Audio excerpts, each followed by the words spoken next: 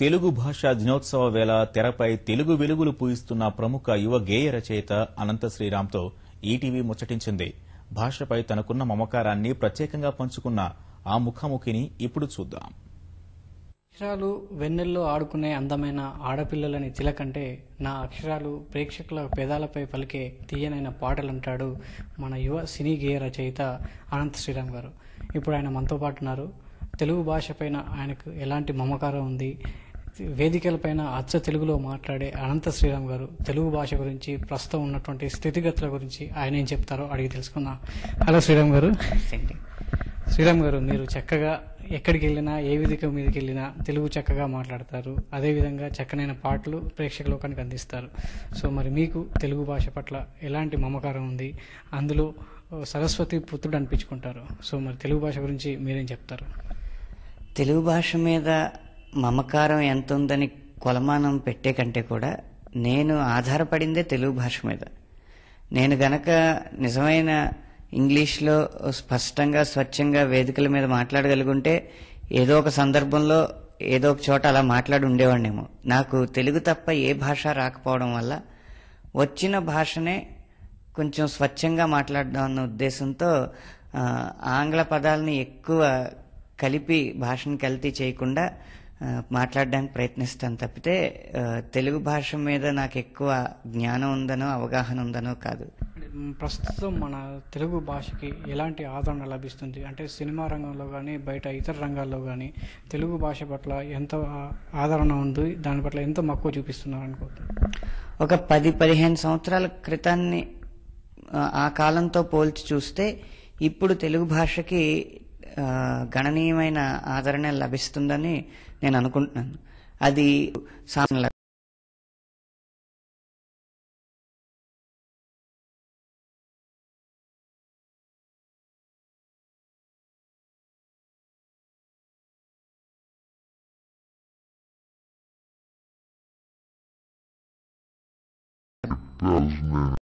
ప్రయత్నించడం జరిగింది. మీరు వరుసగా నా పాటల పల్లవులు చాలా విజయవంతమైన పాటల పల్లవి చూసుకుంటే అప్పుడు ఇప్పుడు నిజంగా నేనైనా నమ్మవేమో గాని, నాలో ఊహలకు చలిచలిగా అల్లింది ఈ హృదయం, తెలుగు అమ్మాయి, ఊహలు గుసగుసలాడే సినిమాలో ఏం సందేహం లేదు, సీతమ్మ వాకిట్లో సిరిమల్లె చెట్టు, ఇప్పుడు బాహుబలిలో పచ్చబొట్టేసిన, ఇన్ని ఒక దాదాపు మీకు 12-13 విజయవంతమైన పాటలు చెప్పాను. ఇవన్నీ పల్లవులు కూడా తెలుగు పల్లవులే. అంటే విజయవంతమైన పాటలు ఇంగ్లీష్ పల్లవులు లేవని కాదు. రబ్బర్ గాజులు కానీ, ఐ గో క్రేజీ కానీ ఇలాంటి ఇంగ్లీష్ పదాలు ఉన్న పల్లవులు కూడా ఉన్నాయి. కానీ తెలుగు పదాల ఉన్న పల్లవులతో కూడా పాటలు విజయవంతం అవుతున్నాయని నిరూపించబడిందంటే అది కేవలం సామాన్య ప్రేక్షకుల, సామాన్య శ్రోతల అభిరుచే దానికి కారణం అని నేను భావిస్తున్నాను. మీరు ఒక వ్యాఖ్యాతగా మీరు అన్న మాటే చాలా మంది నేను ఎదురుపడినప్పుడు అంటూ ఉంటారు, మీరు వేదికల మీద తెలుగులో మాట్లాడడం బాగా నచ్చుతుందని. దానికి కారణం వాళ్ళకి తెలుగు అంటే మక్కువ పెరుగుతుందని. ఈ పెరుగుతున్న మక్కువని, ఈ అభిరుచిని మనం ఆలంబనగా చేసుకుని ఇంకొంచెం వాళ్ళకి తెలుగు రుచి చూపించినట్లయితే అలా తెలుగు భాష అభివృద్ధి మళ్ళీ తిరోగమన స్థాయి నుంచి పురోగమన స్థాయికి చేరుతుందనేది నా అభిప్రాయం. అంటే మాటలు స్ఫూర్తి నింపితే పాటలు ఉత్తేజాన్ని నింపుతాయి అంటారు. సో మరి మీ పాటల్లో చక్కటి తెలుగుదనం గోచరించడానికి ప్రధానంగా మీరు ఎలాంటి జాగ్రత్తలు తీసుకుంటారు? అటు దర్శకుడు కానీ, అటు కథ ఇతివృత్తం ఉండడం కానీ, దానికి సంబంధించి ఎలాంటి జాగ్రత్తలు తీసుకొని మీ పాటల్లో చక్కటి తెలుగుదనాన్ని జోడిస్తారు? ఉదాహరణకి ఊహలు గుసగుసలాడే సినిమాలో ఏం సందేహం లేదన్న పాట తీసుకుంటే మనకి కాలక్రమేణా కొన్ని భావనలు మనం ఇంగ్లీష్లోనే, ఆంగ్లంలోనే వ్యక్తపరచడం జరుగుతుంది. సారీ అని కానీ, లేకపోతే ప్లీజ్ అని కానీ, ఇవన్నీ కూడా ఇంగ్లీష్లో వ్యక్తపరచడం జరుగుతుంది. వాటికి తెలుగు పదాలు లేనప్పుడు తప్పితే తెలుగు పదాలు ఉన్నప్పుడు మనం ఇంగ్లీష్లో వ్యక్తపరచడం అనేది సాహిత్యానికి చేసిన ద్రోహమే అవుతుందని భావించాను నేను. అప్పుడు ఆ ఊహలు గుసగుసలాడే పాట రాస్తున్నప్పుడు నో డౌట్ అబౌట్ ఇట్, ఆ అమ్మాయి వల్లే నాకు ఇదంతా జరిగింది అని అనిపించే భావాన్ని నో డౌట్ అబౌట్ ఇట్ అని మనం ఎక్కువ వాడుతున్నాం, కానీ దీనికి తెలుగులో మనం చెప్పలేమా అని ఆలోచిస్తే ఏం సందేహం లేదా అనొచ్చు కదా అనిపించింది. పైగా సందేహం అన్నది అదొక అద్భుతమైన సంగీత ధ్వనిగా అనిపించి ఏం సందేహం లేదని పెట్టి చూద్దాం, ఎందుకు ఒప్పుకోరు అని అనిపించింది. అలాగే ఏం సందేహం లేదనేది నో డౌట్ అబౌట్ ఇట్ అనే దానికి ప్రత్యామ్నాయంగా ఏం సందేహం లేదన్న పదం వాడాను, అది విజయవంతమైంది. ఇలాంటి జాగ్రత్తలు ఎక్కువ తీసుకుంటూ ఉంటాను అనమాట. తెలుగు భాషను ప్రస్తుతం తెలుగు భాషను పరిరక్షించుకోవాల్సిన అవసరం ఉందని అటు ప్రభుత్వాలు కానీ పాలకులు కానీ ఇటు భాషాభిమానులు కానీ గొంతెత్తుతున్నారు. సో దీనికి సంబంధించి తెలుగు భాషను పరిరక్షించుకోవడానికి ఎంతవరకు అవసరం ఉందంటారు ప్రస్తుతం? గొంతెత్తుతున్న భాషాభిమానులు, కష్టపడుతున్న అధికారులు పరిరక్షించుకోవాలన్న నినాదం కాకుండా పరిరక్షించుకోవడానికి సాగిస్తున్న పరిశోధన ఏంటనేది ఒక ఆత్మావలోకనం చేసుకోవాల్సిన అవసరం ఉంది. ఇప్పుడు ప్రపంచంలో ఒక పీక నరికే ఒక సాధనం కనుగొనబడినప్పుడు ఇంగ్లీషు భాషలో దానికి స్వర్డ్ అని, సంస్కృతంలో ఖడ్గం అని పదాలు కనిపెట్టబడినాయి. అప్పుడు అదే సమయంలో తెలుగులో దానికి కత్తి అన్న పదం కనిపెట్టబడింది. ప్రపంచంలో ఒక మనిషి తన మొహాన్ని తనను చూసుకునే సాధనం కనుగొన్నప్పుడు ఇంగ్లీష్లో మిర్రర్ అని, సంస్కృతంలో దర్పణం అని వచ్చినప్పుడే తెలుగులో అద్దం అని వచ్చింది. అలా ప్రతి దశాబ్దానికి ఏదో ఒక కొత్త సాధనం కనుగొనబడుతూ ఉంటుంది. కానీ కొంతకాలంగా ఆ కనుగొనబడిన సాధనానికి తెలుగు పేరు రావడం అనేది జరగట్లేదు. అది పండితుల లోపమో భాషాభిమానం చాటుకుంటున్న వారి చిత్తశుద్ధిలో లోపమో నాకు తెలియదు. కానీ సూక్ష్మదర్శిని, మైక్రోస్కోప్కి సూక్ష్మదర్శిని అని సంస్కృత పదమే ఉంది, కానీ తెలుగు పదం లేదు. అలాగే ఇప్పుడు వస్తున్న పదజాలంలో కూడా మొబైల్కి చరవాణి అంటున్నాం. చరం అనేది, వాణి అనేది రెండూ సంస్కృత పదాలే. అలాంటిదప్పుడు సగటు తెలుగు మాట్లాడేవాడికి అది ఎంత మేరకు అది చేరబడుతుంది? ఇంటర్నెట్కి అంతర్జాలం అంటున్నాం. అంతరం అనేది సంస్కృతమే, అంతర్ అనేది సంస్కృతమే, జాలం అనేది సంస్కృతమే. అది తెలుగు పదం ఎలా అవుతుంది? ఈ విధంగా అంతర్జాలం పదులు లోవలానో అలా చిన్న చిన్న తెలుగు సమాసాలతో కొత్త పద సృష్టి జరిగితే అది పలకడానికి జనసామాన్యానికి వీలుగా ఉండి నాలికని మెలితిప్పేది కాని పదం అయ్యుంటే ఖచ్చితంగా ఆ పెనం, కత్తి, కొడవలి ఇలా ఎలా అయితే తెలుగు భాష వాడుకలోకి వచ్చినాయో ఇప్పటి సాధనాలు కూడా వాడుకలోకి వస్తాయి. ఎందుకంటే అప్పటి జీవన విధానాన్ని బట్టే కదా భాష ఎప్పుడు అభివృద్ధి చెందేది. ఇప్పుడు మనం వాడుతున్న స్మార్ట్ ఫోన్స్, సెల్ ఫోన్లు, ల్యాప్టాప్లు, ఐప్యాడ్లు, ట్యాబ్లెట్లు వీటన్నిటికీ ఒక అచ్చమైన తెలుగు పేరు ఉంటే భాష అభివృద్ధి చెందుతుంది, వాటిని ఉపయోగిస్తున్నాం కాబట్టి.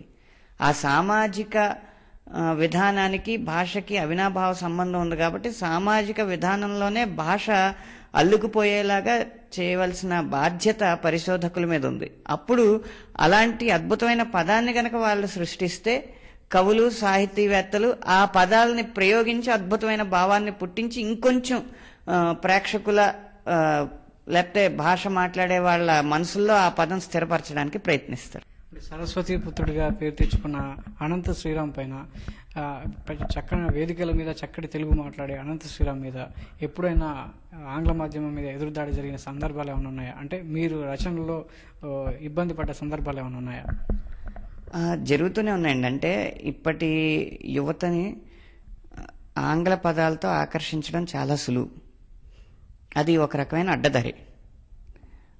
నేను కూడా అడ్డదారులు తొక్కిన సందర్భాలు ఉన్నాయి. ఆకాశం బద్దలైన సౌండ్ గుండెల్లోన మోగుతుంది నేను కలిశాక అంటే త్వరగా అర్థమైపోయి వాళ్ళకి నచ్చుతుంది కాబట్టి ఆ పాట విజయవంతమైంది. అదే ఆకాశం బద్దలైన మోత గుండెల్లోన ఒకరెవరో నాకు సలహా కూడా ఇచ్చారు, అలా అనొచ్చు కదా అని. అలా అంటే ఏంటంటే నిర్మాతలకి, దర్శకులకి పూర్తిగా త్వరగా పాటను ఒప్పించలేం.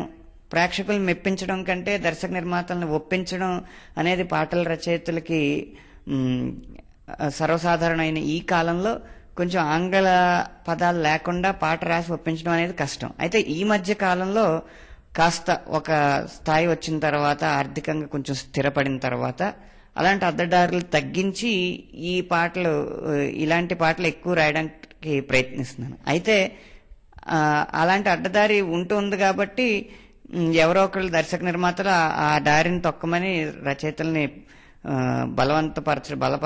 బలవంతం చేయడం జరుగుతూ ఉంటుంది. కాబట్టి ఆ అడ్డదారి నుంచి ఈ రహదారికి ఎప్పుడు పోటీ ఉంటూనే ఉంటుంది. కాకపోతే ఆ పోటీని తట్టుకోగలిగే స్థిరత్వం, స్థైర్యం మనకి ఉన్నప్పుడు అంత భయపడాల్సిన అవసరం. ప్రధానంగా మన తెలుగు భాష కానీ సాహిత్యాన్ని విషయానికి వస్తే ఇప్పుడు చిన్నపిల్లలు కూడా అంటే పాఠశాల స్థాయిలో కూడా అంత ఆంగ్ల మాధ్యమానికి వెళ్ళేసి తెలుగుని చాలా దూరం చేసుకుంటున్నారు.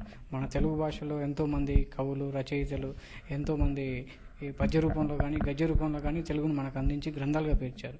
సో ఇప్పుడు పాఠశాల స్థాయిలో మళ్ళీ తిరిగి తెలుగు వైభవం సాధించాలంటే ఒక యువ రచయితగా మీరు ఎలాంటి సలహాలు ఇస్తారు?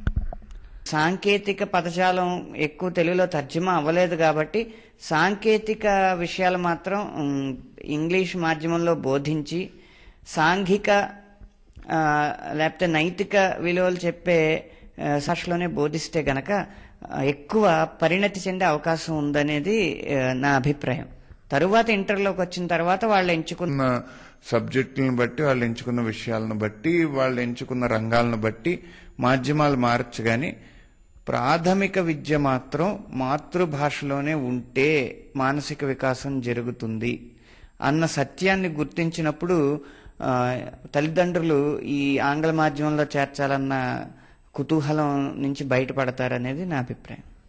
ప్రధానంగా మన సినిమా విషయానికి వస్తే పంచ్ డైలాగుల ప్రభావం ప్రజలపై, ప్రేక్షకులపై ఎంత ఉందో లేదో తెలియదు కానీ సినిమా ప్రభావం మాత్రం బాగా ఉందని చెప్పేసి తాజా ఒక సినిమాలో చెప్పడం జరిగింది. ఒక రచయిత దాన్ని అన్వయిస్తూ రాయడం జరిగింది. సో మరి దానికి మీరేమంటారు? సినిమాల ప్రభావం కానీ, సినిమాలో ఉన్న భాష ప్రభావం కానీ ప్రజల మీద, ప్రేక్షకుల మీద ఎంత ఉందంటారు?